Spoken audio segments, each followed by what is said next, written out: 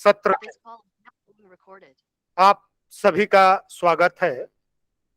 इस सत्र की अध्यक्षता प्रोफेसर पूनम सिंह मैम करेंगी और मैम से निवेदन है कि वो डायस पर आए। Professor Poonam Singh ma'am.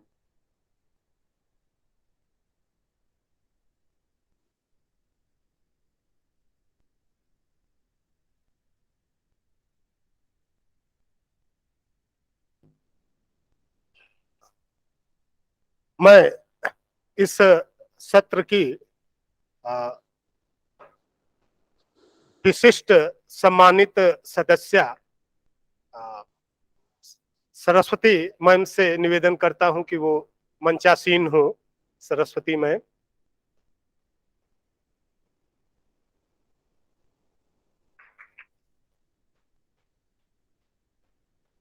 सत्र का पहला अध्यक्ष की अनुमति से मैं अपनी बात आगे जारी रख रहा हूं।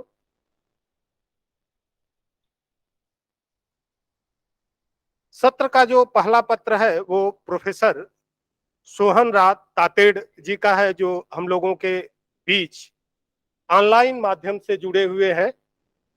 प्रोफेसर सोहन राज तातेड़ जी का बायोडाटा जो मेरे पास उपलब्ध है, काफी लंबा बायोडाटा है, फिर भी मैं प्रयास करूंगा कि आप लोगों के सामने इसको रखूं।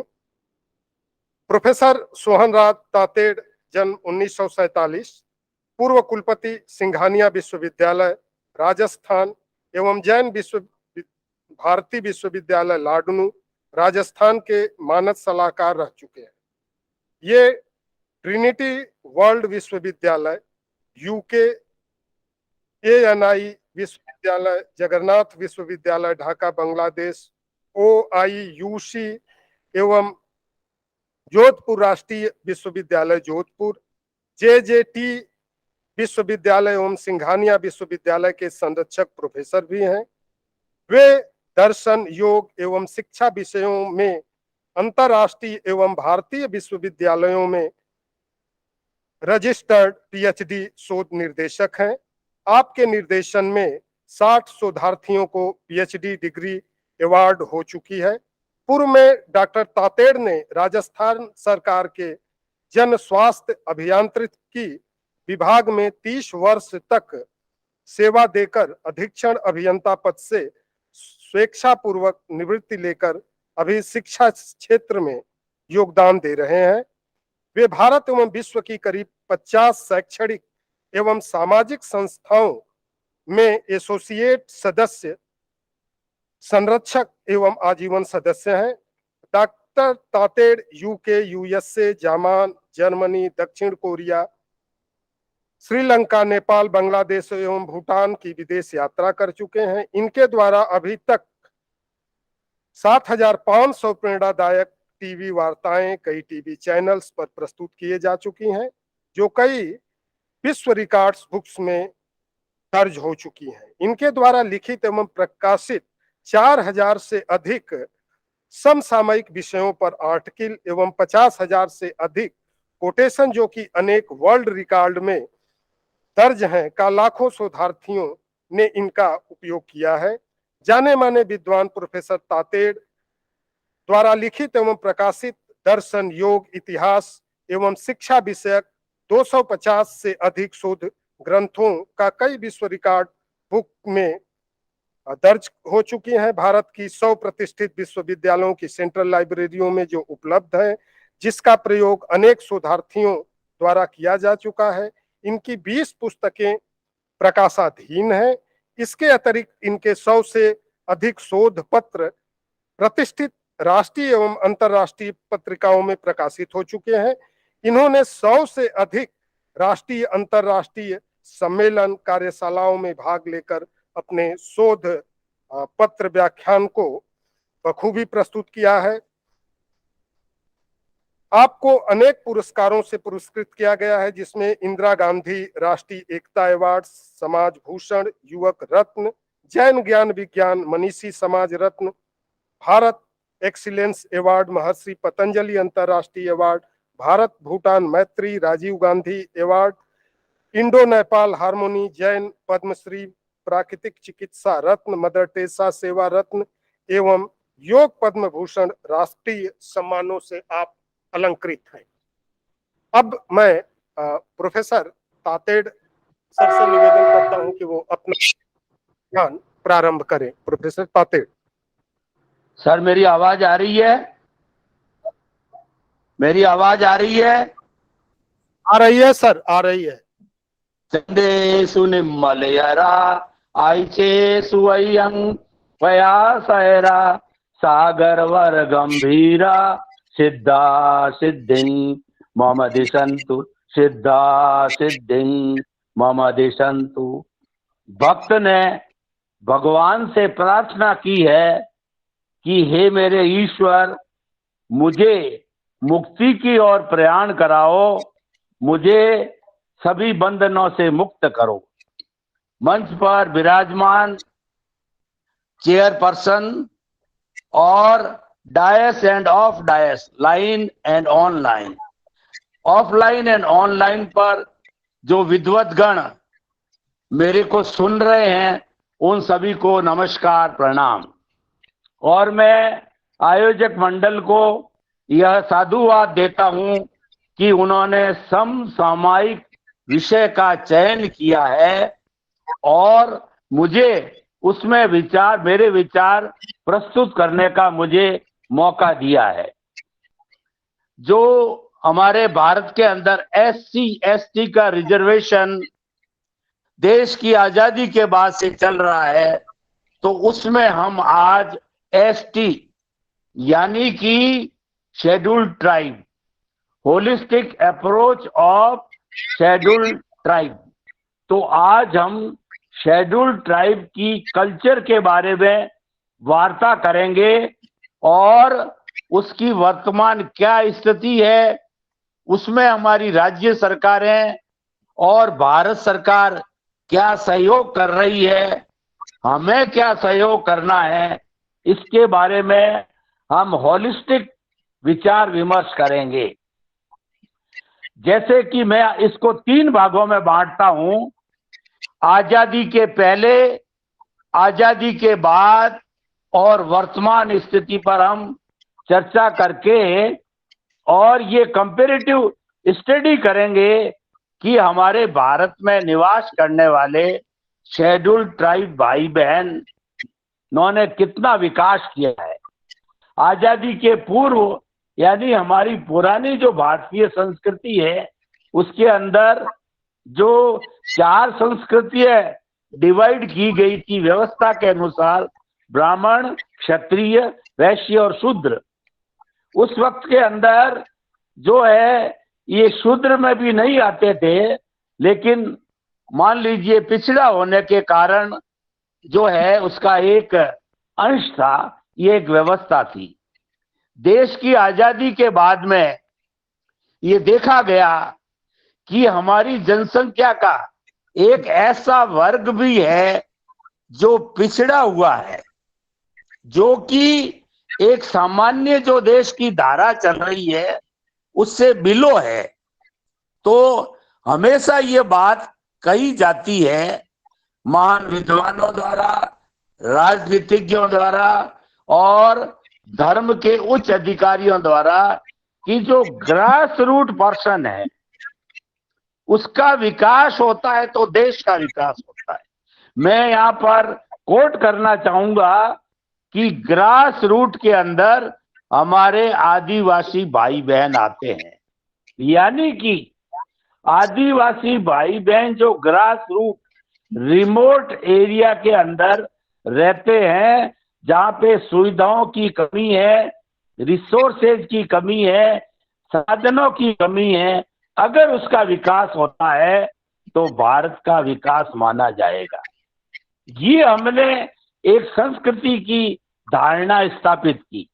अब हम उसके भीतर जाते हैं तो हमारे शेड्यूल्ड ट्राइब भाई बहन हैं, ये जो हमारा भारत है 80% आबादी गांवों में रहती है। आज तो बहुत विस्थापित हो गई है, अब 80% नहीं कहा जा सकता, लेकिन जो अभी तक कहा जा रहा है कि भारत की जो आत्मा है वो गांवों में बसती।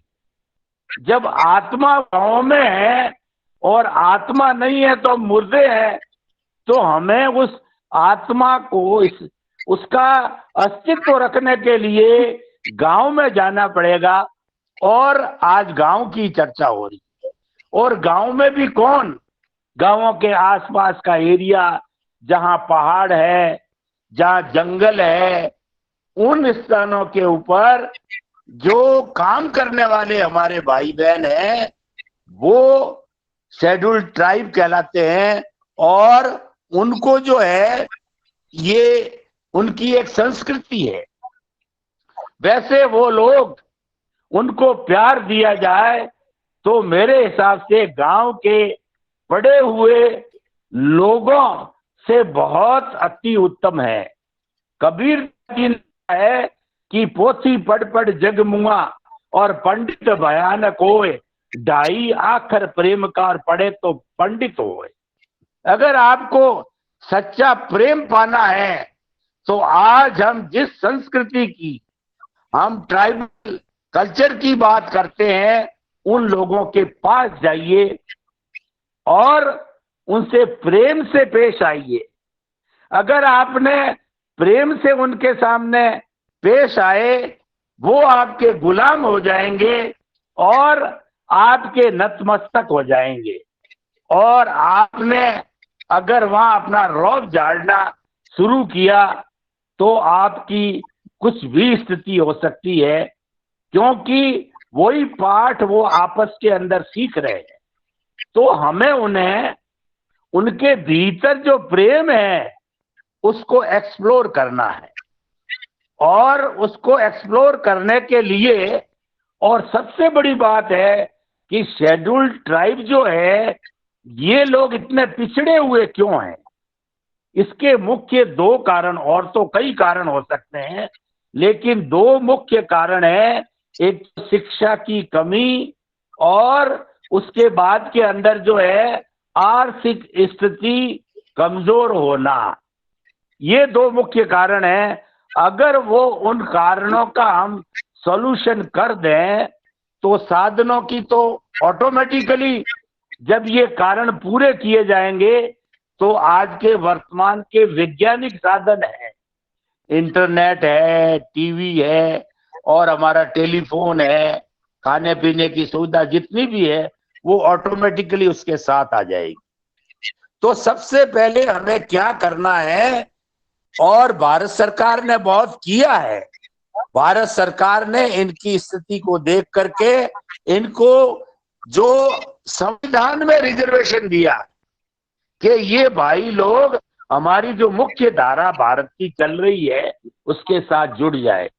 मैं यहाँ कोट करना चाहूंगा कि महाराणा प्रताप हमारे राजस्थान में चित्तौड़ के, जिन्होंने अकबर के सामने कभी माथा नहीं टेका, जंगल में रहे, राजा होते हुए भी बड़ी कठिनाई से गुजरे, उनके साथ में गार्डिया लोहार जहां जहां वो जाते उनके साथ साथ ही रहते थे, उनके भक्त थे। लेकिन जो है उनको महाराणा प्रताप वाले आप कब तक घूमते रहोगे? सरकार ने रिहेबिलिटेशन किया, उनकी कॉलोनी बनाई, उनको बसाया, उनको सारे साधन दिए, और आज उनमें वो बड़े इंटेलिजेंट माइंड है। तो हमारे, देखिए, जो व्यक्ति कठिन दौर से गुजरेगा वो निश्चित तौर से, अगर उसको अच्छा वातावरण मिले तो उसकी एनर्जी को वो पॉजिटिव रूप के अंदर जो है बहुत अच्छा विकास कर सकता है। कहा भी गया है, जे कम में सूरा से दम में सूरा। जो कर्मवीर होते हैं धर्मवीर होते हैं। हमारे जैन धर्म के 24 तीर्थंकर, बड़े बड़े चक्रवर्ती राजा थे 24 ही, और कर्मवीर थे तो धर्मवीर होकर के वो भगवान बने। यानी इनकी जो वर्तमान स्थिति है उसका यूज अच्छे तरीके से करना चाहिए। एनर्जी से भरपूर है, ये मस्तिष्क से भरपूर है, ये प्रेम से भरपूर है, क्योंकि ये कठिन दौर में गुजर रहे हैं। राजस्थान पानी की कमी से, डेजर्ट एरिया होने से यहाँ पर बहुत बड़ी शेड्यूल ट्राइब बस्ती है, और राजस्थान ने पूरे हिंदुस्तान में जितने बड़े बड़े उद्योगपति हुए हैं उसमें 90% के टॉप 10 टॉप 20 में। क्यों? ये कठिन दौर से गुजर करके वहां गए और अपने कठिन दौर से गुजरे हुए मस्तिष्क उन्होंने उपयोग किया। तो मैं ये कहना चाहूंगा, आज शेड्यूल ट्राइब भाई बहनों तक हमें जाना चाहिए, सुविधा पहुंचानी चाहिए, और राज्य सरकार हो, केंद्र सरकार हो, उनको उनके एरिया में अगर रिहेबिलिटेट करना मुश्किल है, उसके आसपास के एरिया में उनको रोटी, कपड़ा, मकान, शिक्षा, चिकित्सा, जो एक मनुष्य की प्रारंभिक सुविधा होती है, वो उनको मुहैया करानी चाहिए। और सरकारें अभी काफी कर रही है, क्योंकि ये बड़ा मेन इश्यू है। और हमारी भारत सरकार ने तो आज, हमारे माननीय राष्ट्रपति महोदया भी उसी संस्कृति से आती है। ये क्यों किया गया? ये इसीलिए किया गया कि हमारे भारत सरकार की जनता, सरकार और जनता के दिल में दर्द है, इन भाइयों को हमारे बराबर लाना चाहिए। और संविधान में तो इनको सारे अधिकार गए हैं, हर भारतीय नागरिक को जो ग्रास रूट पे है उसको भी पूरा विकास करने का जो है अधिकार है। और जो लोग, हमने देखा कि हमारे राजस्थान के अंदर मीणा कास्ट है, जो करीब करीब इसी में ही आती है, सबसे ज्यादा IAS IPS मीणा लोग हैं, जो कि हमारे जयपुर के आसपास दौसा वगैरह एरिया के हैं। ये क्यों हुआ? जैसा मैंने बताया, ये फर्टाइल माइंड है, ये मेहनत लोग हैं, परंतु ये साधनों के अभाव में, शिक्षा के अभाव में, इनका आर्थिक स्तर नहीं थोड़ा कम रहा, तो हमें ये प्रयास करना है, इनको रिहेबिलिटेट करके सारी सुविधा दी जाए, और दी जा रही है। लेकिन अभी भी जो है वो गुंजाइश है होने की। तो मैं राज्य सरकारों के सेमिनार के माध्यम से, राज्य सरकारों और भारत सरकार से जो है, हम सभी जो लोग, जो फिलॉसफी, योग, एजुकेशन के लोग, वो जोर भारत सरकार से निवेदन करें कि ये हमारे भाई बहन जो कि ग्रास रूट पर्सन है, इनमें कोई कमी नहीं है, इनको शिक्षा, रोजगार यानी आर्थिक स्थिति को मजबूत करने के लिए इनको कोई भी नाजायज सहयोग नहीं मांग रहे हैं। ये कहते हैं कि हमको अवसर दो, हमको भीख नहीं चाहिए, नहीं चाहिए, किसी की मेहरबानी नहीं, हमारे में योग्यता है, हमको अवसर दो। और जब जब ऐसे लोगों को अवसर दिया गया है, वो कामयाब से क्या, कामयाब से बहुत ऊपर आगे निकले हैं। तो आज हम इस सेमिनार के माध्यम से ये भी अपने में एक संकल्प लें, अपने में ये धारणा बनावें कि हम ऐसे एरिया में जाएंगे, और ना हमसे बन सके, हम शिक्षक लोग हैं, बन सके, इन माइंड सेट है उसकी दृष्टि को बदलना है, उस माइंड सेट के डायरेक्शन को बदलना है। उन्हें ये शिक्षा देनी है कि आप भी भारत के दूसरे नागरिक हैं, विश्व के दूसरे नागरिक हैं, वैसे ही लोग हैं। आप शिक्षा के, रोजगार के जो साधन है उनका उपयोग करो। और ऐसे बहुत से NGO है, हमारे जोधपुर में वन बंधु एनजीओ है जिससे मैं जुड़ा हुआ हूं, वो केवल आदिवासी एरिया, ट्राइबल एरिया में काम करता है और वो एक एक फैमिली को गोद लेते हैं। गोद लेने का अर्थ है उनको शिक्षा और रोजगार के साधन 25,000, 50,000 छोटे छोटे कुटीर उद्योग के लिए उनको विदाउट इंटरेस्ट पैसा देते हैं, और वो भी डोनेशन रूप में नहीं, उनके भीतर जो है एक स्वाभिमान करने के लिए दिया जाता है कि 5 साल में ये अमाउंट आपको बिना ब्याज के संस्था में वापस जमा कराना है, ताकि कि ये दूसरे आपके भाई के खाता है जाना, ऐसे ही चलते लोगों के लिए।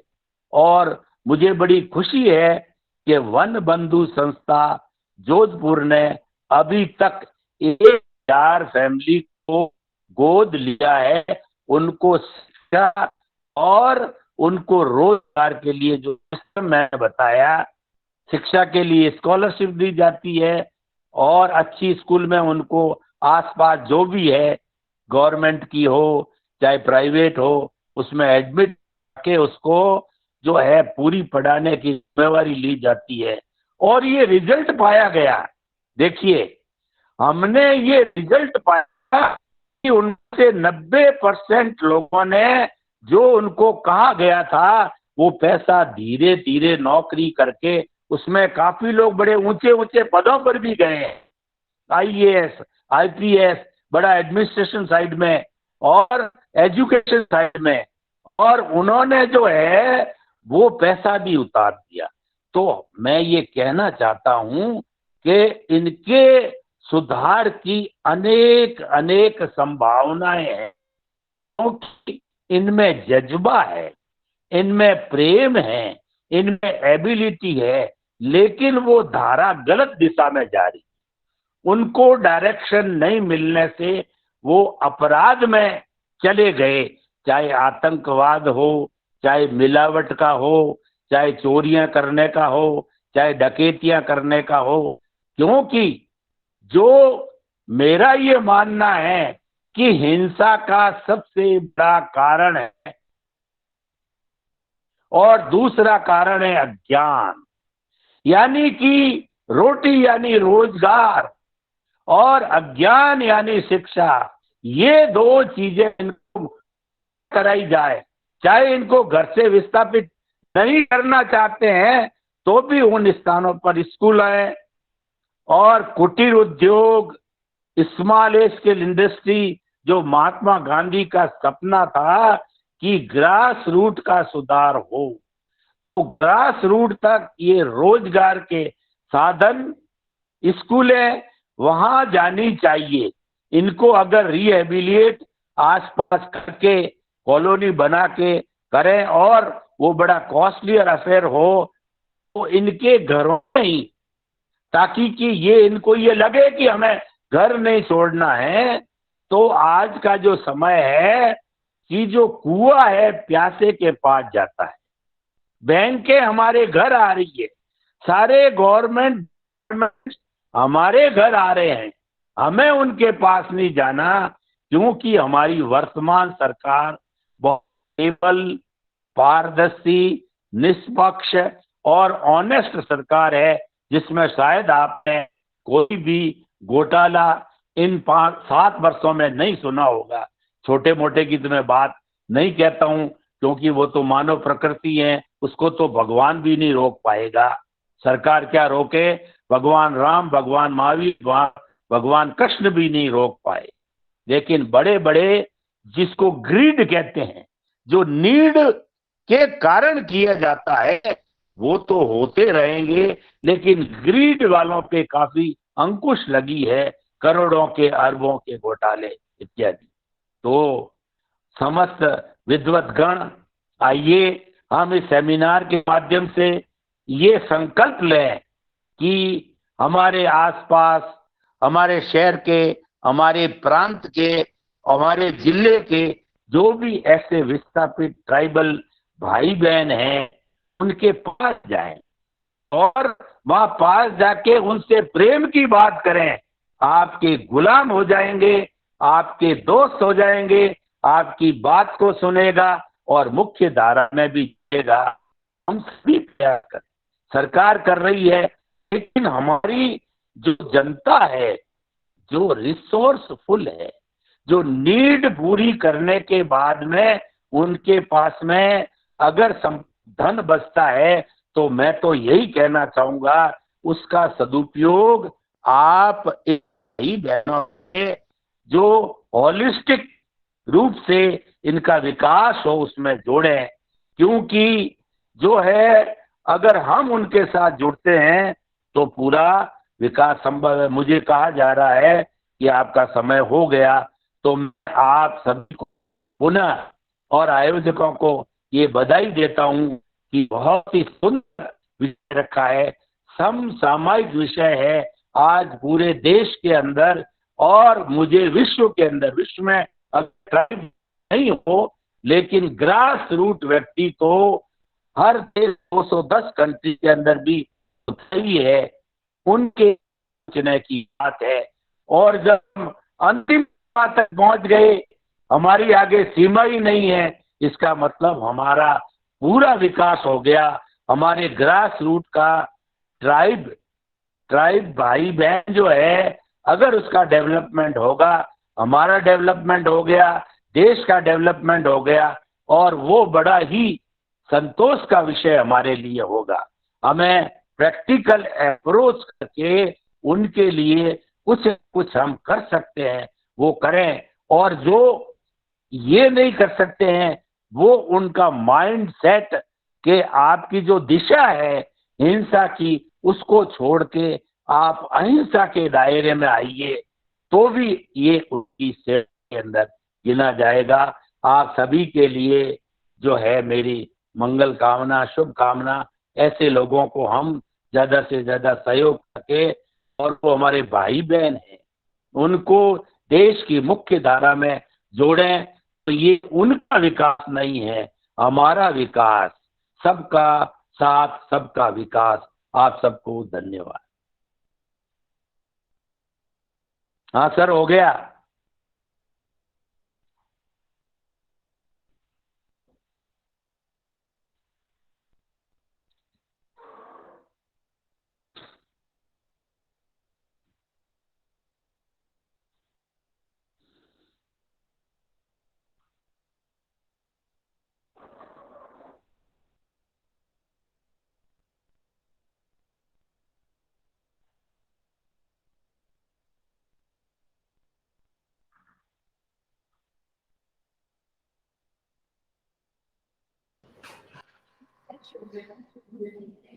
हो गया, अनम्यूट हो गया। हो गया सर, हो गया।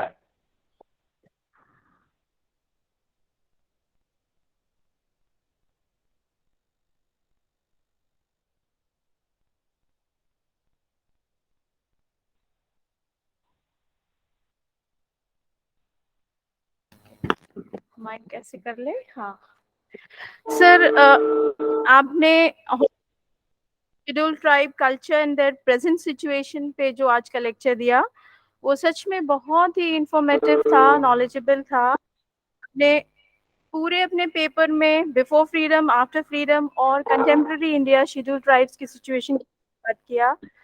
सर, आपने ब्राह्मण, क्षत्रिय, वैश्य, शूद्र और कैसे ये चारों वर्णों से एक अलग डिप्राइव्ड क्लास ऑफ वर्ण में कैसे ग्रास रूट लेवल में अपनी डिफिकल्टीज के साथ रह रहे हैं, उस पर आपने बात करी। और भारत की आत्मा गांवों में बसती है, और आपने कहा कि कैसे ये गांवों से जुड़े हैं, और अगर हम अपनी आत्मा को गांव अलग कर दें तो शरीर में कुछ बचता ही नहीं है। ये बात बिल्कुल आपने सही कही सर, आपने बैकवर्डनेस और उसकी इम्पोर्टेंस एजुकेशन से कैसे दूर की जाए इसके बारे में भी आपने बात करी, और संपूर्ण दृष्टि से विचार करने जो टॉपिक इस सेमिनार का होलिस्टिक अप्रोच है उसको बिल्कुल जस्टिफाई किया। So thank you so much Sohan Raj तातेर sir, आपके इस लेक्चर के लिए। अब मैं वेलकम करना चाहती हूँ फर्स्ट सेशन इस सेमिनार के दूसरे दिन के लेक्चर के लिए जिन सर का एक्चुअली ब्रीफ मैं थोड़ा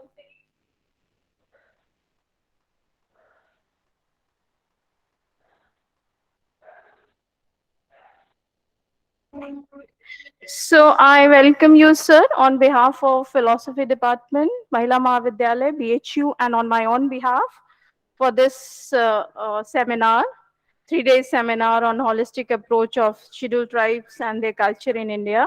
So I welcome Dr. Sushin Dubey. Presently, he is Professor Head, Department of Philosophy, Coordinator, PG Diploma in Vipassana and Yoga Nav Nalanda Mahavihar, Government of India at Nalanda Vihar. Prior to that, he has worked in Indian Council of Philosophical Research, Ministry of Education, Government of India, New Delhi, and his area of specialization is yoga, philosophy and practices, Indian philosophy, Indian value system, ethics and culture. Sir, area of competence is on research and publication ethics, research analysis and administration, Sanskrit text-based studies, philosophy of religion, Gandhian philosophy. Sir has received his MA and PhD in philosophy, PG diploma in yoga and meditation. He has been recipients of university 3 gold medals, 3 national fellowships, and sir has for his credit publication of 14 books, 41 research papers, 10 radio talks on yoga, 1 television broadcast on Surya Namaskar to EduSet. He has delivered around 65 invited talks and resources, persons, chair, valedictory speaker, national international program, and also has spoken on different capacities in around 125 online programs. We are blessed to have with us Dr. Sir also has significant academic research contribution, include 5 volume series, 4 survey on study and research in philosophy in India, a 3 volume series in philosophy and value, and Sir is also associated with charting of entire Paranjali Yoga Sutra, and there is a long list of Sir's CV, so I'm stopping here only. And now I'm inviting him. Should I invite Sarita ji for Sir's lecture? Sir को invite करें? हाँ, and before that we'll just felicitate Sir and Ma'am also with a token and a shawl. Ma'am से आग्रह है कि वो sir को welcome भी करें और सर भी मैम को वेलकम करें, दोनों एक दूसरे को वेलकम करें.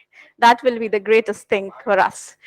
ये हमारे लिए भी बहुत सौभाग्य की बात है कि फिलोसफी डिपार्टमेंट ने हिस्ट्री को भी इन्वॉल्व कर दिया. Thank you so much for that. We should clap.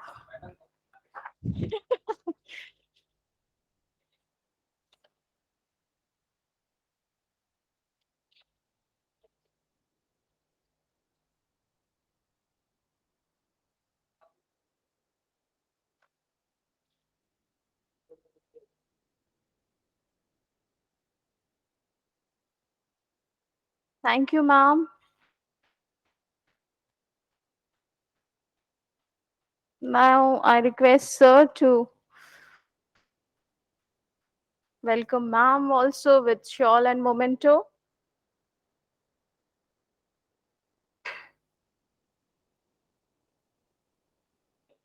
Seminar की तो यही खासियत है कि हम लोग एक दूसरे को वेलकम करते हैं और आशीर्वाद लेते हैं. Thank you.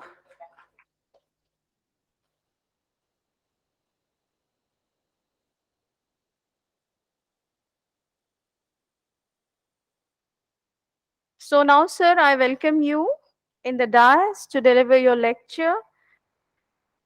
I'm not knowing what would be your lecture, so I think you yourself will introduce the lecture, what you will be delivering today. Thank you, sir.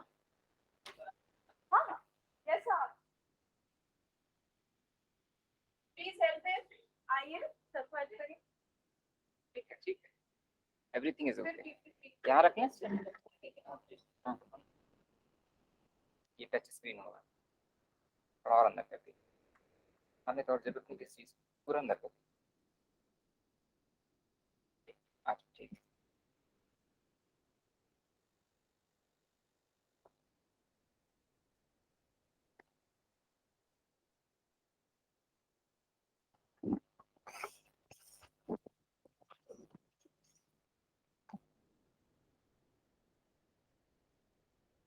सौभाग्य का विषय है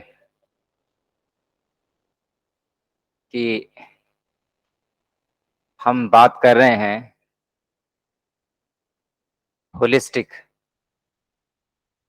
और दर्शन में जब हम विजडम की बात करते हैं तो एक प्रकार से उसमें हम उस ताने बाने को बोलने और समझने और पाने का प्रयास करते हैं जो एक समग्रता को, एक पूर्णता को, एक कल्मिनेशन को लिए रहता है। और इस कार्यक्रम में holistic approach of tribal culture, आज इसमें मुझे कुछ कहने का अवसर और इस राष्ट्रीय सेमिनार में इसके अत्यंत सम्माननीय, जैसा घोषित कार्यक्रम था, प्रोफेसर आनंद मिश्रा जी इसके ऑनलाइन चेयरपर्सन, और ऑफलाइन में मैं समझता हूँ हमारी अत्यंत आदरणीय सम्माननीय पटना विभाग की पूर्व दर्शन विभाग की अध्यक्षा, विदुषी, बिहार दर्शन परिषद की अध्यक्षा मैडम अत्यंत स्नेहमयी professor Poonam Singh ji.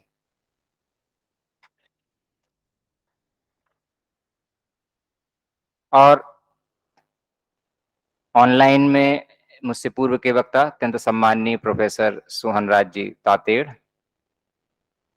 Madam professor Jyotsna Srivastava ji, इस संपूर्ण कार्यक्रम की जिन्होंने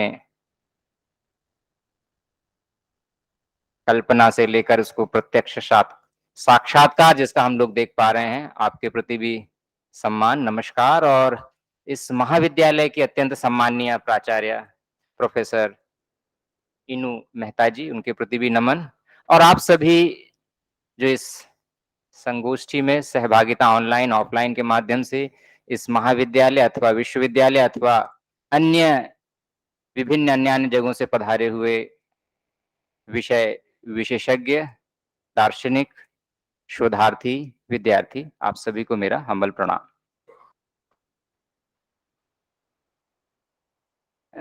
वास्तव में मैं एक मूल विषय की ओर सोच रहा था जिसे मुझे लगता है कि हम दर्शन में रिफ्लेक्शन करने जाते हैं, जो टाइटल है holistic approach of tribal culture. और जैसे ही ट्राइबल का नाम लेते हैं हम लोग SC ST पर उतर जाते हैं और ऐसा लगता है कि कुछ उनके प्रति हमको मतलब something to be compassionate, something to be given, where is the title says this is the holistic.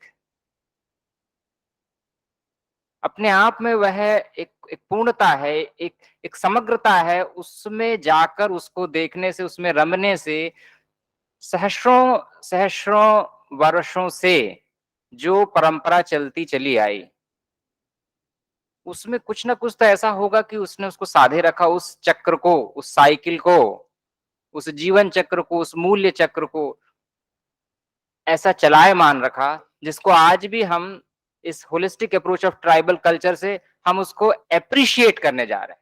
This is the positive our outlook for organising this seminar. ये तो बहुत सारा तामझाम और ताना बाना है कि there are so many SC ST rules, there reservations, there policies, there dominate, जो उनका शोषण हुआ है, या तमाम प्रकार की बातें। कम से कम 3 बात मुझे यदि हम रिफ्लेक्ट करें तो जो आज का परिवेश है, संविधान में हमारा एक्ट है, बहुत सारे एक्ट हैं, मैंने भी कुछ कलेक्ट किए हैं, हमारे विद्यार्थी ने शोध छात्र को कहा था, उन्होंने इसमें सहायता भी की। हमारे संविधान में इनको दिया गया है, एक विशेष स्थिति दर्शाई गई है ताकि इसके पहले की जो स्थिति थी कि जब हम स्वतंत्रता पूर्व या स्वतंत्रता के समय जो तत्कालीन परिस्थितियां थी और उसके पहले की थी, रिवाइवल ऑफ इंडियन जो लोग हैं वो बढ़ें, वो और उत्कृष्ट हों, और जो इनमें पिछड़े रह गए उनका विकास हो, इस दृष्टि से 10 वर्षों के लिए और अनवरत ये चीज अभी भी लागू है।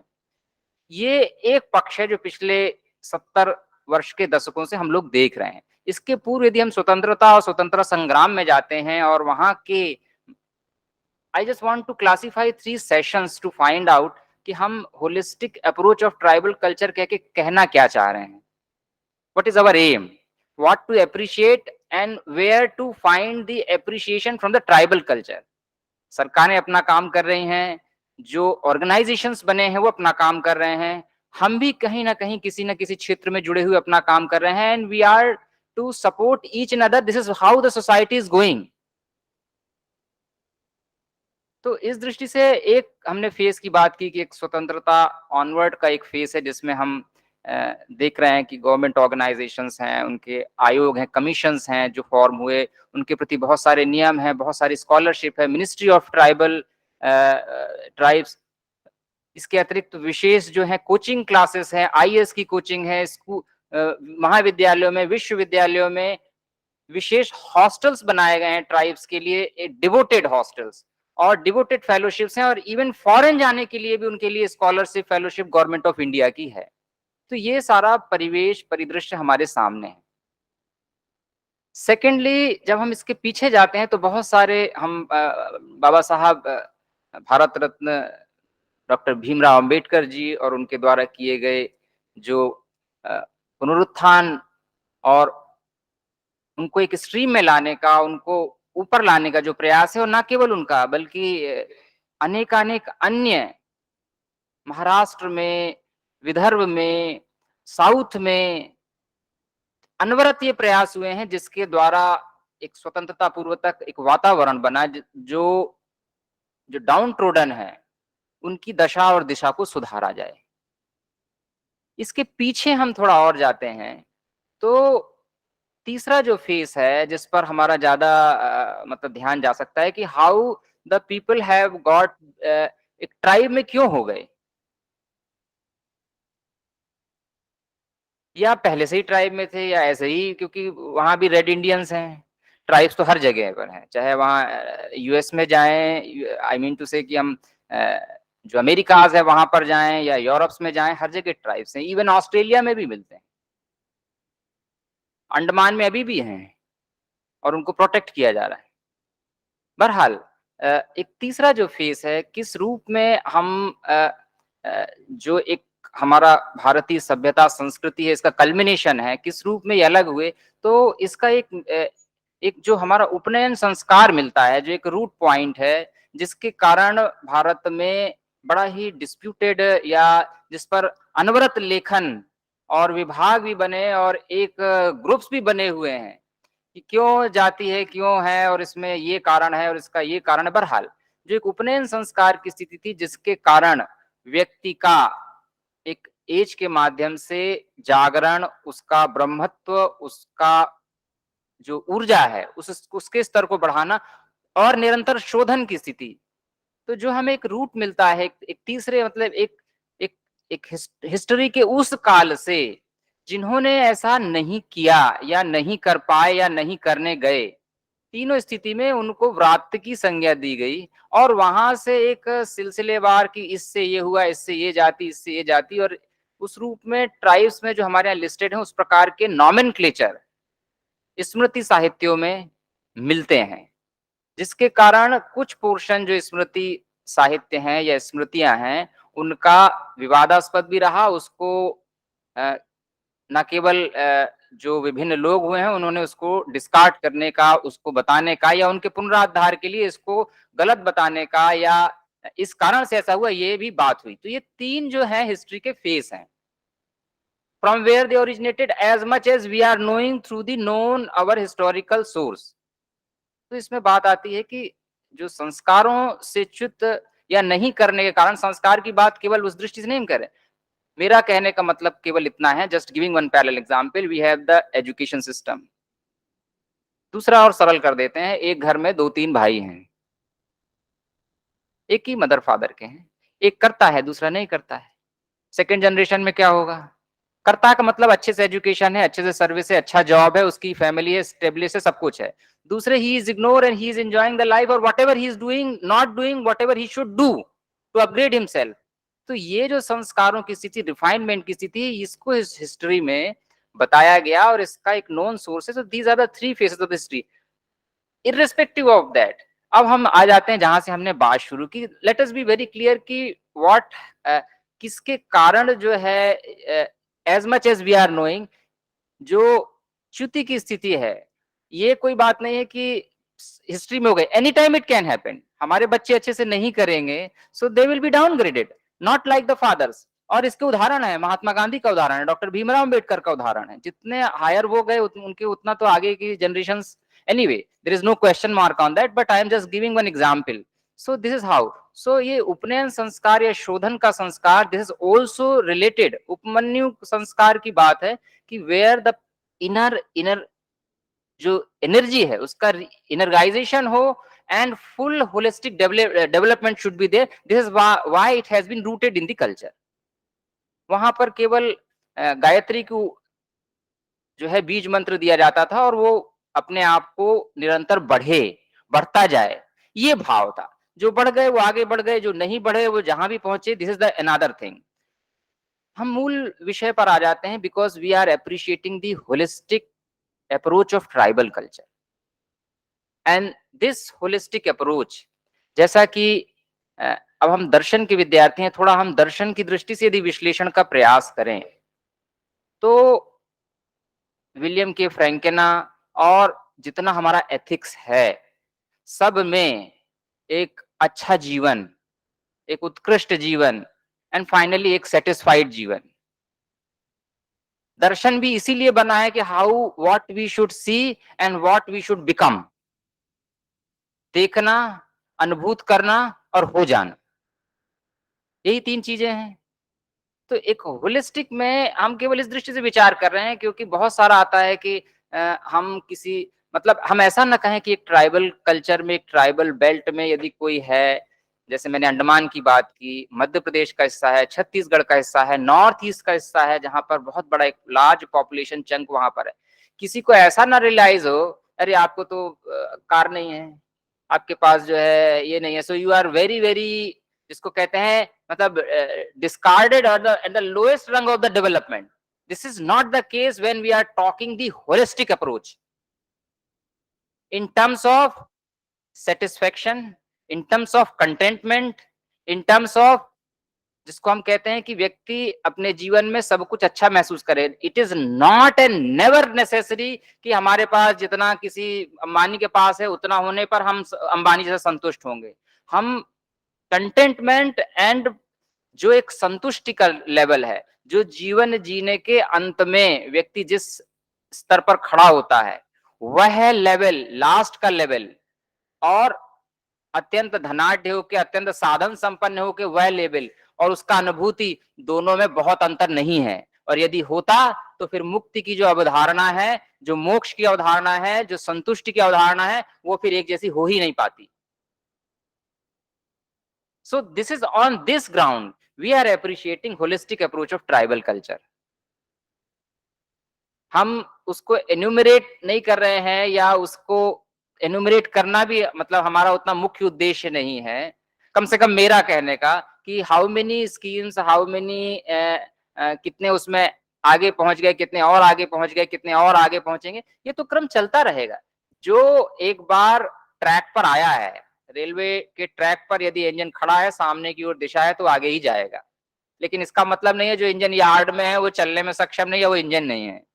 This is what I want to say, where the tribal people are there within their community, within their जो उनकी सराउंडिंग्स है, they are complete, they are enjoying their life, and we have lot of them, lot of things to learn from them.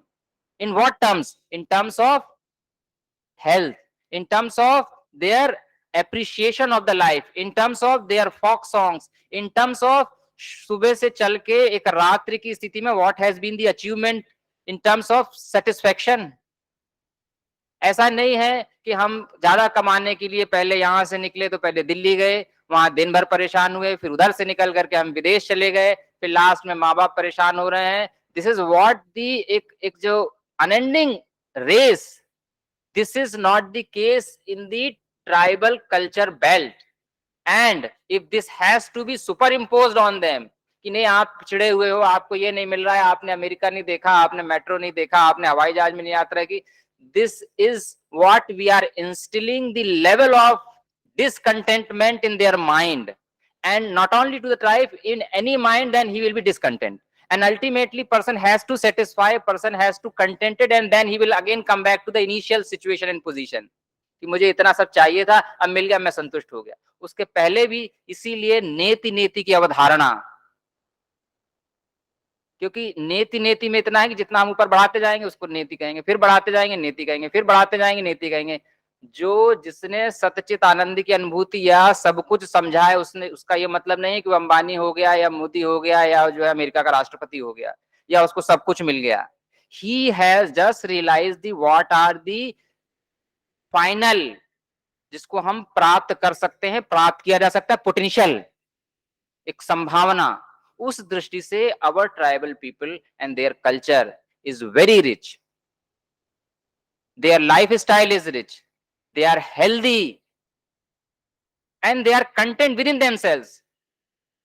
तो लेकिन जहां बात आती है कि हमारे देश में सबको जो है, चूंकि लोकतंत्र है, सबको एक सीढ़ी पर लाना है, एक पायदान पर लाना है, एक जीवन स्तर उठाना है, सबको एक सुविधाएं चाहिए, शिक्षा की बात है और संस्कारों की बात है, उस दृष्टि से तो बिल्कुल बातें एकदम सही हैं कि हमको उनको सबको बताया जाना चाहिए, but not in that way कि you are incomplete, you are laggard, आप पिछड़े हुए हैं, आपको, आपके पास ये नहीं है, आपके पास वो नहीं है, आप इधर आइए, ये सब एक्सपोज कीजिए, इतना बड़ा शहर। This is not the way we need to disturb the tribal culture, but we need to appreciate the values, we need to appreciate the holistic lifestyle, and finally in terms of achievement and contentment in the life, which is the final goal for each and everyone in the life, irrespective of whether he is the student or learner of the philosophy or not।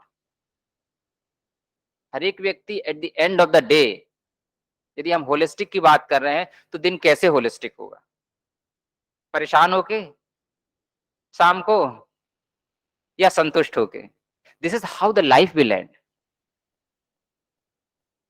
So I mean to say as much as I saw, because हमने एक लंबा सा presentation भी तैयार किया था, act भी उसमें लिखे थे, what the government has constituted various bodies for their life style, their उनका अपलिफ्टमेंट, so many things are there, बहुत सारी स्लाइड्स हैं उसमें और बहुत सारा इधर उधर से भी लिया है। लेकिन what I see, what I should contribute for this seminar particularly, and what should be our approach finally to deal with the tribal people and their rooted basic things is to, जब भी हम उनको forefront पे लाने का प्रयास करते हैं, हम जैसे अपने बच्चे को नर्चर करते हैं, ऐसा नहीं करते हैं कि तुम्हारे को, तुम बहुत छोटे हो, तुमको कुछ शक्ति नहीं है, तुमको कोई ज्ञान नहीं है, but gradually you will gain and come out with each and everything.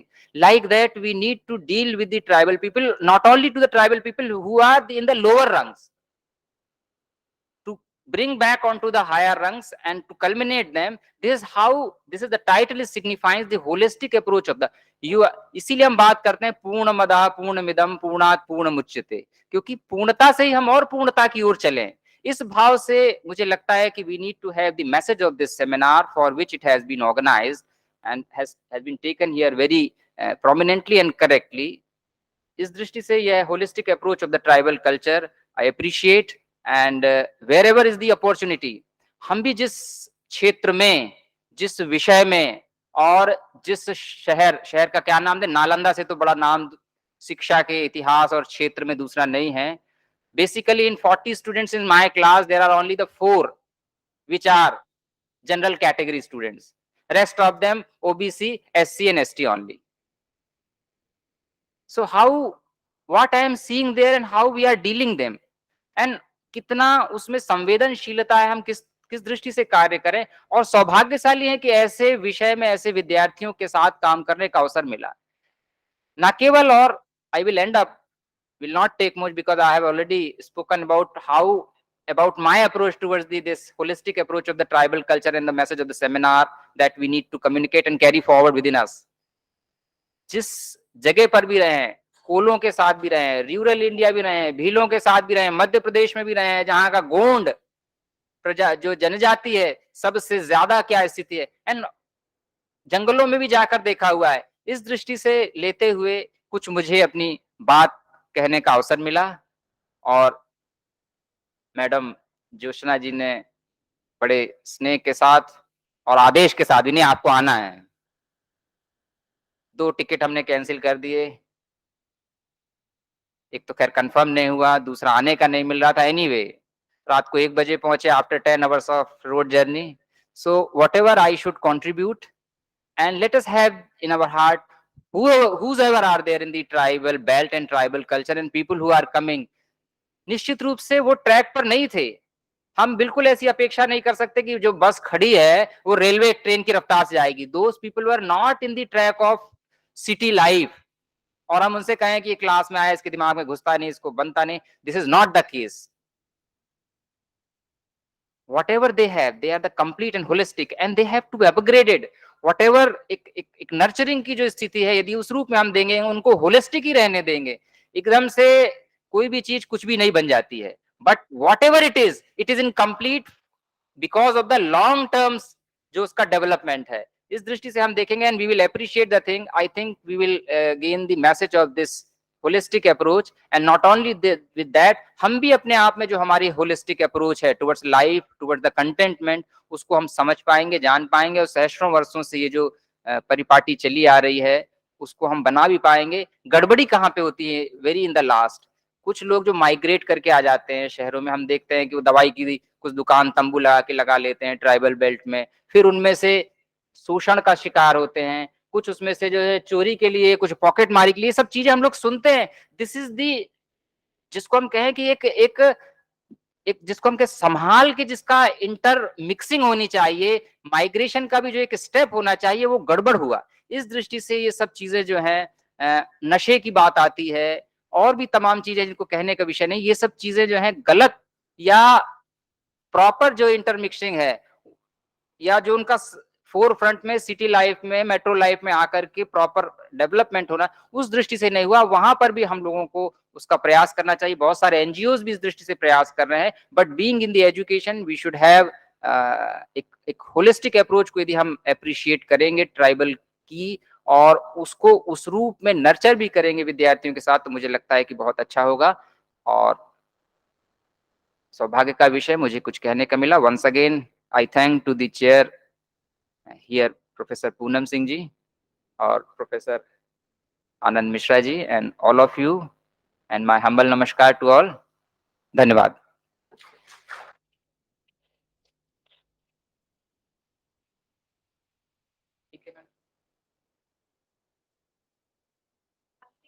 Your mobile was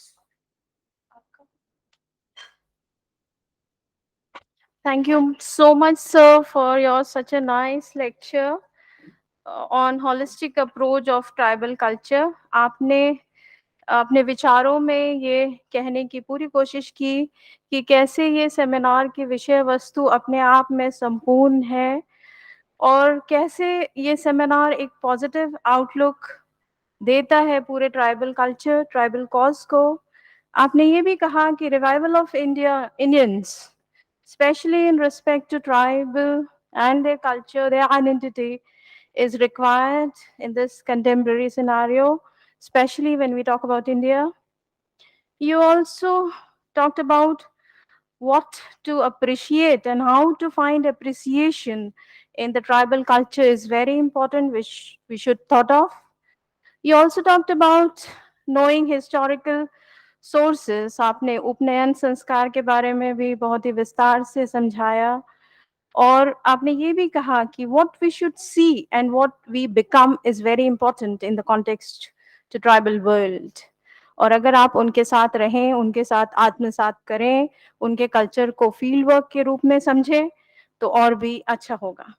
We should, आपने ये भी कहा कि we should concentrate on the holistic approach finally, and we should look out for nurturing them under their own culture and put them in the forefront of the Indian society. Thank you so much, sir.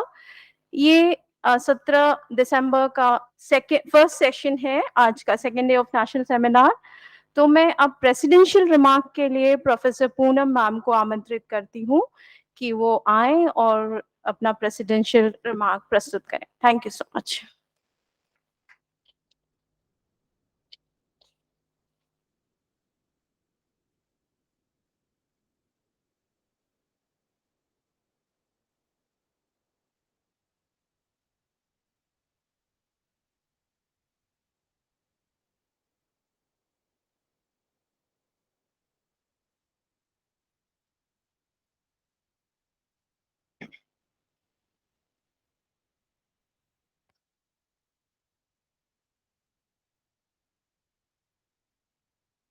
Hello.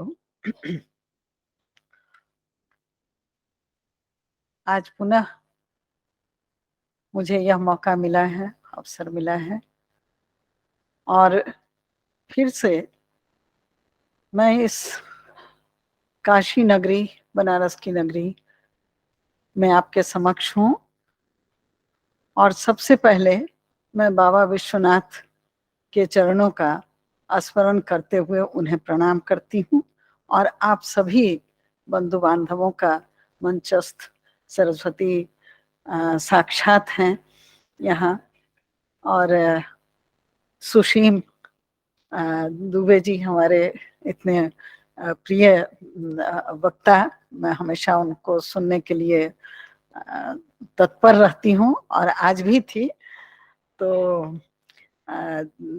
आप सबों का, आप जो सभागार में बैठे हैं, professor विवेक जी, अभी जय सिंह जी भी थे प्रोफेसर, और आप तीनों त्रय को देख करके मैं आह्लादित हो रही हूँ, और सरिता जी और उर्वशी जी, और आप सभी मेरे प्रिय विद्यार्थी मौजूद हैं, शोधार्थी मौजूद हैं यहाँ। तो मैं सबका, आप सबका, और जो ज्योत्सना जी का खास करके जो अभी जुड़ी हुई हैं, आनंद मिश्र जी का जो आभासीय पटल के अध्यक्ष हैं, तो मैं आप सबका अभिनंदन, वंदन और नमन करती हूँ। बात शुरू होती है, कल मैंने छोड़ी थी जहां मैंने कहा था कि बातों से बातें निकलती हैं और दूर तलक जाती हैं। तो आज भी उसी क्रम में मैं आपके समक्ष हूँ। कहते हैं कि बिल्ली के भाग्य से छीका टूटता है, तो शायद आज की बिल्ली मैं वही हूँ, छीका टूटा है और मुझे फिर से माइक मिल गया है।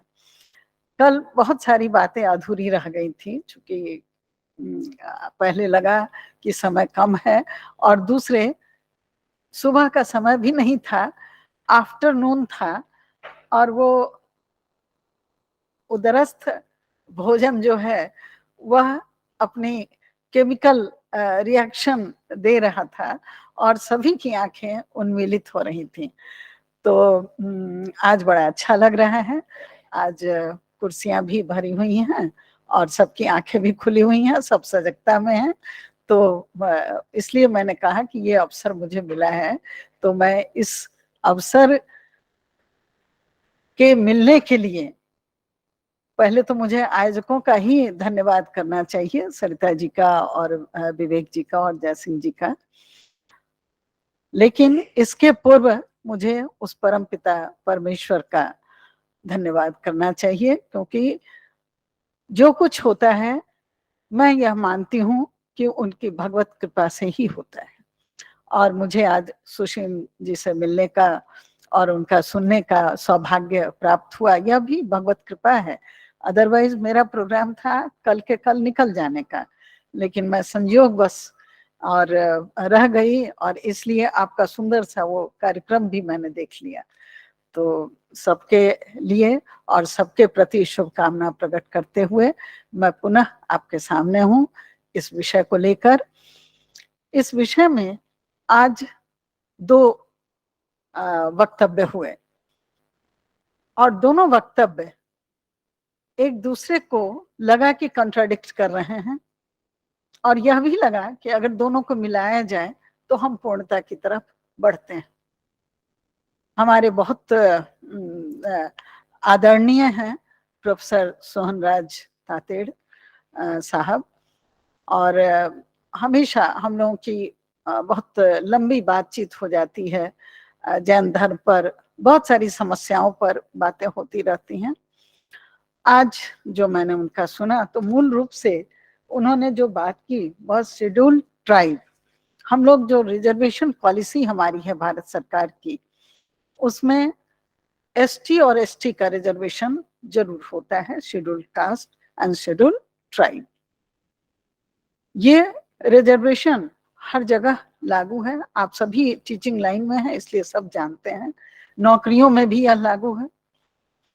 और यह विशेष सुविधा जो रिजर्वेशन की दी गई है, हम सभी जानते हैं कि भारत का जब संविधान बना और भारत जब स्वतंत्र हुआ तो उस समय देश की स्थिति बड़ी डावाडोल सी थी, और इतना ही नहीं, देश की स्थिति में आर्थिक रूप में भी हम पिछड़े हुए थे, और दूसरी तरफ सामाजिक रूप में भी बहुत बड़ी खाई थी। और उस खाई को पाटने के लिए जो संविधान बना, उसमें जो नियम बनाए गए, उन संवैधानिक नियमों के आधार पर कुछ सुविधाएं प्रदान की गई, और उसके लिए यह रखा गया, एक टाइम लिमिट रखा गया, और उस टाइम लिमिट के लिए कहा गया कि कुछ दिनों के बाद जब ये सब खाइयां मिट जाएंगी तो उनको छोड़ दिया जाएगा, उनको फिर नलिफाई कर दिया जाएगा। लेकिन ऐसा हो ना सका। अब उसकी वजह चाहे जो भी हो, ये हम सभी जानते हैं, कहने की बात नहीं है। तो ये रिजर्वेशन चलता ही रहा और मोटा ताजा भी होता रहा, दुबला नहीं हुआ, जहां तक कि मोटा होता रहा। ये प्रत्यक्ष बात है और इसमें किसी को बुरा भी नहीं लगना चाहिए और किसी को भी ऐसा अच्छा भी नहीं लगना चाहिए। ये फैक्ट है जो मैं बात कर रही हूं अभी। तो ये बातें स्पष्ट रूप से करना जरूरी है, क्योंकि यही बातें हमारी सरकार तक पहुंच सकती हैं और वहां तक अपनी आवाज को पहुंचाना आवश्यक है। खैर, रिजर्वेशन पॉलिसी के बारे में जो तातेड़ साहब ने कहा, उसमें जो मूल रूप से उन्होंने कहा कि ये चतुर्वर्ण में ट्राइब्स नहीं आते हैं। ये जो उन्होंने जो प्रयोग किया शब्द और वाक्य, उसमें उन्होंने कहा कि सबसे निचला स्तर जो समाज का है शूद्र। मैं ऐसा नहीं मानती। मैं मानती हूं कि ये तो सामाजिक संरचना का एक ढांचा था, एक प्रारूप था, जिसमें तुलना की गई एक ऐसा भवन जिसके 4 खंभे हों और वो चारों खंभे पूरी तरह से एक दूसरे के पूरक हों। तो समाज की ढांचा, समाज की संरचना इसी ढांचे पर की गई थी। और उसके लिए दूसरा भी उदाहरण दिया गया, पुरुष सूक्त में ये कहा गया कि जो पुरुष है, परम पुरुष, उसके अंग हैं ये चारों चतुर्वर्ण। तो चतुर्वर्ण की बातें खैर बहुत ज्यादा करने की आवश्यकता नहीं है, लेकिन तातेड़ साहब की बात को मैं मानती हूँ और उन्हीं को का कोट किया हुआ मैं कहती हूँ कि ये चतुर्वर्ण में नहीं आते हैं। ठीक, चतुर्वर्ण में नहीं आते हैं, लेकिन ये मूल रूप से तो हैं।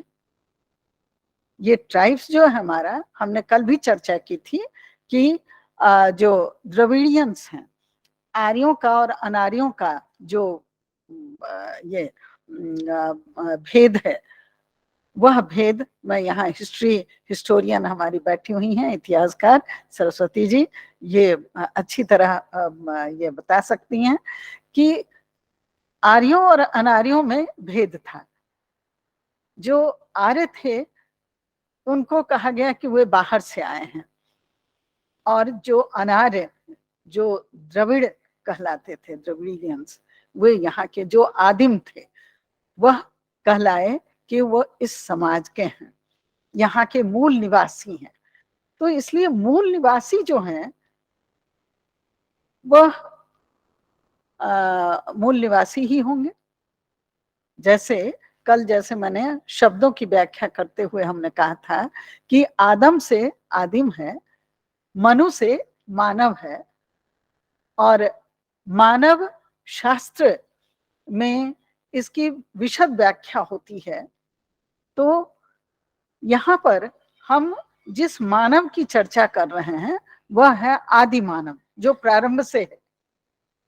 अब ये प्रारंभ से है तो प्रारंभ में जो ये अनार्यों की जो एक निवास हुआ, वह निवास शहरों की तरह हुआ। चूंकि वे ज्यादा संस्कृताइज थे, वे ज्यादा संस्कारी थे, ऐसा कहा गया।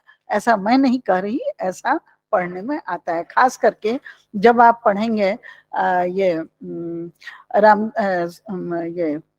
दिनकर जी की किताब संस्कृति के 4 अध्याय, तो आपको बहुत कुछ उसमें इस तरह की बातें मिलेंगी और आप पढ़कर देखें, बहुत मजा आएगा। वह तो बिल्कुल हिस्ट्री की कहानी की तरह है, आपको अच्छा लगेगा और उसमें बहुत सारी बातें क्लियर भी हो जाती हैं। तो यहाँ आर्य अनार्य के भेद में हम नहीं पढ़ते हैं, हम चले आते हैं सीधे मीणा साहब की बातों पर। मीणा साहब ने कहा कि ये ग्रास रूट के अंतर्गत हमारे आदिवासी भाई आते हैं। सही है, ग्रास रूट में आते हैं ये। भारत की आत्मा गांवों में बसती है, ये बहुत नई बात नहीं है। भारत की आत्मा सदा से कही गई कि गांवों में बसती है, लेकिन अब तो ना गांव है, गांव में ना आत्मा है, सारा कुछ शहर में आ गया और शहर में आत्मा ही खत्म हो गई है। इसलिए उनकी जब आत्मा नहीं है तो प्रेम का प्रदर्शन हम किस तरह से करेंगे बिना आत्मा का? तो जब हम आदिवासी भाइयों की बहनों की बात करते हैं, आदिवासी समाज की बात करते हैं, तो वहां पर ये बात बहुत सही लगती है कि जो अपने आप में बसा हुआ है आदिम जमाने से, वो क्या हमारे भरोसे बसा है? नहीं, उसके अपने रिसोर्सेज हैं, उसके अपने साधन हैं, जीने के लिए अपने तरीके का इस्तेमाल वो करता है। मैंने कल भी ये बात कही थी कि वो प्रकृति के बीच रहते हैं, प्रकृति प्रेमी हैं, प्रकृतिवादी भी हैं, क्योंकि उनके लिए कोई ईश्वर नहीं है, कोई भगवान नहीं है। जो कुछ है वह प्रकृति है।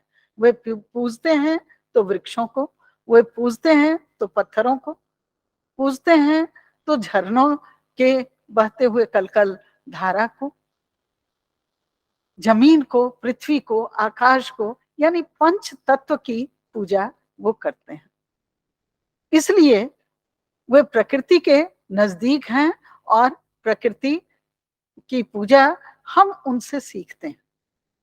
अभी ये बहुत बड़ा कारण बनता है कि जो प्रकृति प्रेमी था, जो प्रकृति के बीच रहता था, उसके साथ ऐसा क्या हुआ, ऐसी कौन सी विपत्ति आई या प्रपत्ति आई जिसकी वजह से आज हमें उनके लिए रिजर्वेशन और उनको जंगलों से निकालने का मन बनाना पड़ता है। हमें ये उद्देश्य रखना पड़ता है कि हम उनको निकालें, जंगलों से बाहर करें। भाई क्या जरूरत है? लेकिन ये बात भी कुछ अंशों में सही है कि उनको निकालने की जरूरत इसलिए पड़ रही है। मैं एक दृष्टांत कहती हूँ। मैंने कल बताया था कि मेरे कई संगी साथी, मेरे साथ पढ़ने वाले और मेरे साथ रहने वाले, झारखंड में मेरी पढ़ाई लिखाई हुई रांची में, तो ये कल मैंने बताया था। और इसकी वजह से बहुत कुछ जानने का मुझे अवसर भी मिला। और विशेषकर मैं, हालांकि लीक से हटकर बात है लेकिन जरूरी है बताना, कि मेरे पतिदेव फिजिशियन हैं, डॉक्टर हैं, और उनकी पढ़ाई भी आज का जो रिम्स है रांची का, उसी में हुई। तो इसलिए, और मैं भी वहाँ विद्यार्थी थी, दोनों हम लोग विद्यार्थी थे, तो हमारा आना जाना मेडिकल कॉलेज और इधर रांची यूनिवर्सिटी के हॉस्टल्स में होता था। तो हाँ, थोड़ी हंसने की बात है। तो इसी क्रम में कभी कभी होता था कि मैं भी उनके साथ, वो राउंड में जाते थे तो वहां मैं भी चली जाती थी साथ में। और तब जानने को मुझे मिला, और डॉक्टर कम्युनिटी से जानने को मिला कि यहाँ क्या इलाज करेंगे लोग। यहाँ तो जादू टोना झाड़ फूक करके पेशेंट जब मरने लगता है, खराब होने लगता है, तब हॉस्पिटल उठा के लाते हैं। देखिए बहुत छोटी सी बात है ये, लेकिन अभी स्ट्राइक कर रहा है कि हमें क्यों आवश्यकता है उन्हें जंगलों से बाहर करने की, उन्हें शिक्षित करने की, उन्हें साधन जुटाने की, मुहैया कराने की, शिक्षित करने की। तो ये इसलिए आवश्यक है कि कहीं भी आप देखते हैं कि कोई भी सभ्यता बहुत आगे भी विकसित होती है, लेकिन उसके कुछ अंश ऐसे रहते हैं अनछुए, जिनको कि छूने की आवश्यकता होती है, जिनको उजागर करने की आवश्यकता होती है।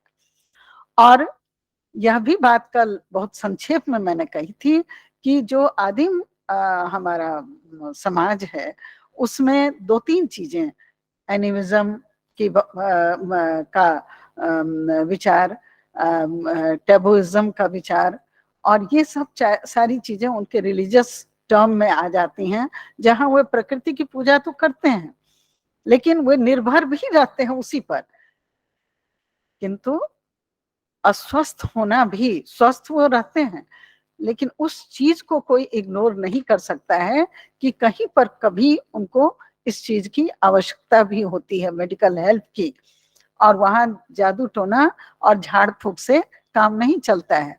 तो एक घटना मैंने ये आपको बतलाई कि वहां पर आवश्यकता होती है उनको बाहर लाने की, इसलिए ये आवश्यक है। शायद ये जो तांतेर साहब ने बतलाया कि पिछड़ेपन का उनका कारण दो है, एक तो शिक्षा की कमी है और दूसरे आर्थिक साधनों की कमी है। आर्थिक साधन पहले वो तो प्राकृतिक साधनों पर निर्भर करते हैं, लेकिन जब एक तरफ सभ्य समाज, सो कॉल्ड सभ्य समाज इतना अधिक आगे बढ़ गया है, हम आज इस युग में हैं कि यहाँ बैठे बैठे सबके साथ जुड़े हुए हैं, सभी हमारे कार्यक्रम को जो यहाँ नहीं है वह भी देख रहे हैं, जो है वह भी देख रहे हैं, वह भी सुन रहे हैं। तो एक तरफ इस तरह की व्यवस्था है, और दूसरी तरफ जंगलों में जो पृथक निवास है, निवास की पृथकता, ये एक बड़ा कारण है उनके पिछड़े होने का, क्योंकि कहीं ना कहीं पग में पग मिलाकर चलना पड़ता है। कागज सभी हैं, लेकिन कागज जब मिलते हैं तो वो किताबें बनती हैं, और इसलिए उनको मुख्य धारा में लाने की आवश्यकता होती है। और इसके लिए तांतेर साहब ने बड़ा सरल उपाय बताया। उन्होंने कहा कि उनके भीतर के प्रेम को एक्सप्लोर करना है और उस प्रेम को प्रेम पूर्वक उन्हें बाहर लाना है, उन्हें बाहर की मुख्य धारा में जोड़ना है। ये उनकी बातें थी। और राजस्थान का उन्होंने बेहतर उदाहरण दिया। वहां सही में मीणा जो आदिम जाति के लोग हैं, बड़े ही मेंटली बहुत ही डेवलप्ड, और कई आईपीएस, आईएएस, एडमिनिस्ट्रेटिव सर्विसेज में, टीचिंग में, मेडिकल में, हर क्षेत्र में, इंजीनियरिंग में उनका नाम है, वो आते हैं। लेकिन एक ही जनजाति ऐसी है जो आगे आते हैं। कोल भील, इतने सारे वहाँ आदिवासी हैं, वो सब तो नहीं आ पाते हैं। जैसे कि भीलों की चर्चा, भीलों को उत्थान के लिए सरकार वहाँ बहुत सारा काम कर रही है, नॉट ओनली रिजर्वेशन, बहुत सारा काम कर रही है। वहाँ इंडस्ट्री खोला गया है। जिंक वहाँ के पानी में जिंक मिलता है, तो जिंक को छान कर वो निकालते हैं। फैक्ट्री में जो जिंक प्रोड्यूस होता है, प्रोडक्शन होता है, उससे वे आदिवासी सामान बनाते हैं, फ्लावर पॉट बनाते हैं, टी पॉट बनाते हैं, थालियां बनाते हैं, डेकोरेटिव पीसेस बनाते हैं। तो ये उनके लिए एक संसाधन जुटाना है, जो कि सरकार ने किया है, सरकार की नीतियों के तहत हुआ है। तो ऐसा नहीं है कि हम उनके प्रति बिल्कुल ही लापरवाह हैं, सरकार लापरवाह है। उनके प्रति भी हम जागरूक हैं और ये चाह रहे हैं कि वे मुख्य धारा में आए।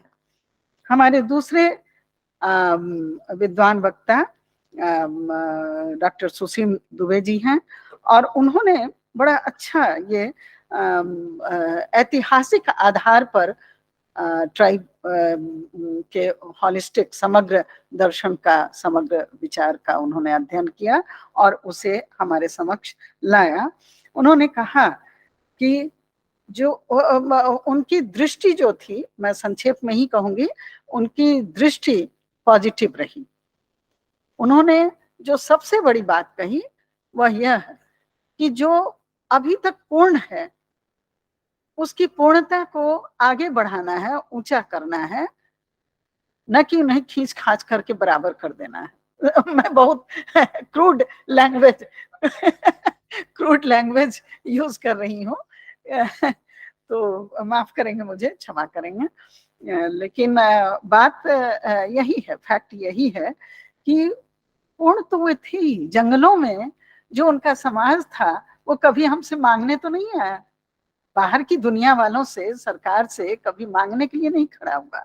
और उनका जो कंट्रीब्यूशन था, सर प्रोफेसर दुबे ने जो बांटा, before freedom of India, after freedom, after our freedom independence, और तब उन्होंने ट्राइब के उद्भव को जो बतलाया, वो कल भी कुछ इस तरह की बातें हुई थी कि अगर ये पूर्ण नहीं होते, उसी आलोक में मैं कह रही हूँ कि अगर ये अपने आप में पूर्ण नहीं होते तो स्वतंत्रता संग्राम में भाग लेने के लिए ये क्यों आगे आते, ये बताइए।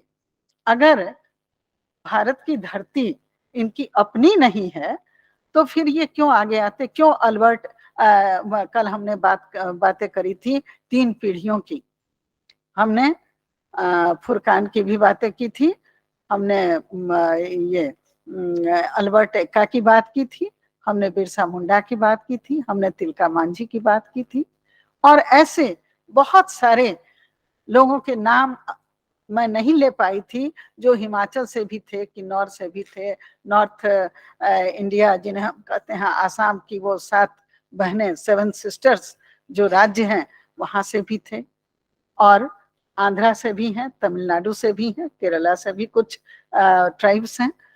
तो इन सब में कहीं ना कहीं हमें उदाहरण मिलते हैं, और बड़े इंटेंस उदाहरण मिलते हैं, जिन्हें बहुत, आज हम सावरकर का नाम लेते हैं, आज हम भगत सिंह का नाम लेते हैं, उन्हें याद करते हैं, लेकिन अल्बर्ट एक्का को नहीं याद करते हैं, जो 71 के वार में शहीद हो गए, जो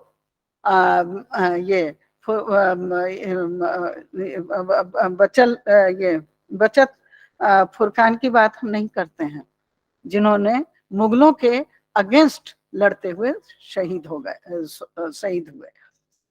बात शहीद होने की नहीं है, बात है अन्याय के खिलाफ लड़ने की। और इसलिए बात ये भी नहीं है कि आपकी सुविधाएं क्या हैं और आपकी असुविधाएं क्या हैं।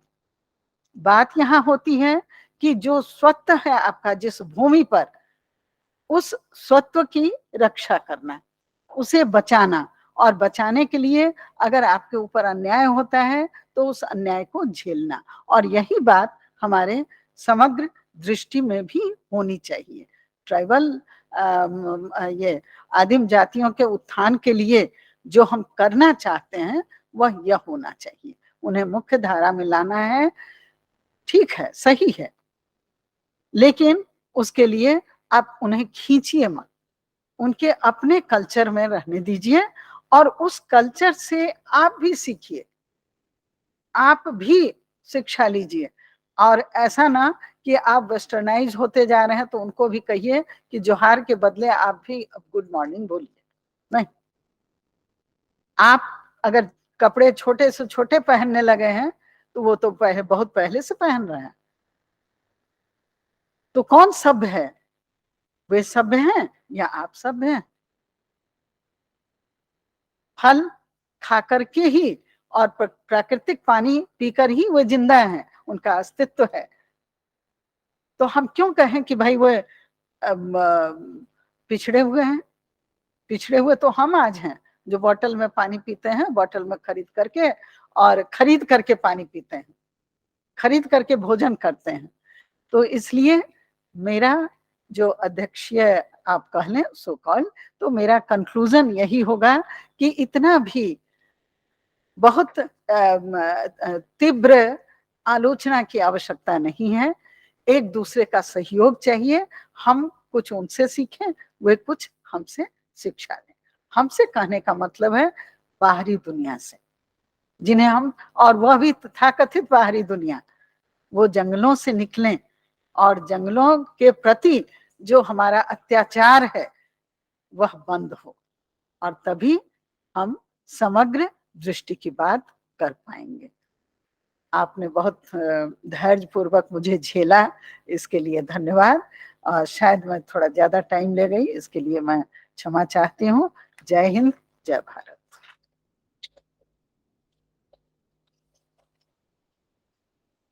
Thank you so much, ma'am, for your such a nice presidential remarks. आपने सभी एरिया कवर कर दिया।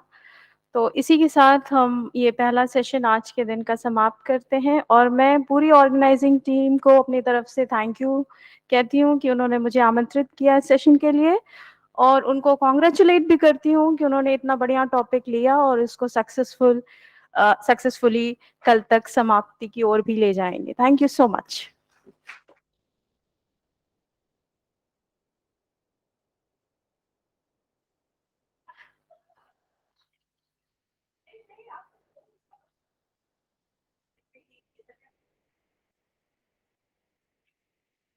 थैंक यू सरस्वती मैडम, आपको भी। अब अब इसी के साथ हमारा दूसरा सेशन शुरू होगा, जिसको चेयर करेंगी प्रोफेसर लेलिना भट्ट मैडम और कन्वीन करेंगी प्रोफेसर ऋचा कुमार मैम। हाँ, तो मैं आमंत्रित करती हूँ हमारे आज के कन्वीनर और चेयरपर्सन को कि वो आए मंच पे। और इसमें 3 पेपर प्रेजेंट होंगे, तो जिनके नाम हैं, जो एनएलटी में होने वाला था ये सेशन, वो उसको हम लोगों ने अभी फिलहाल यहाँ पे कर दिया है। जो पहला सेशन था 11 बजे से था, 11 से 12 बजे तक का जो सेशन था वो अब यहीं पे कंटिन्यू होगा। तो जिनके पेपर हैं वो यहीं पे रहें, और 12 बजे से जो सेशन होने वाला है एनएलटी में, वो बच्चे एनएलटी में ही अपना पेपर प्रेजेंट करेंगे।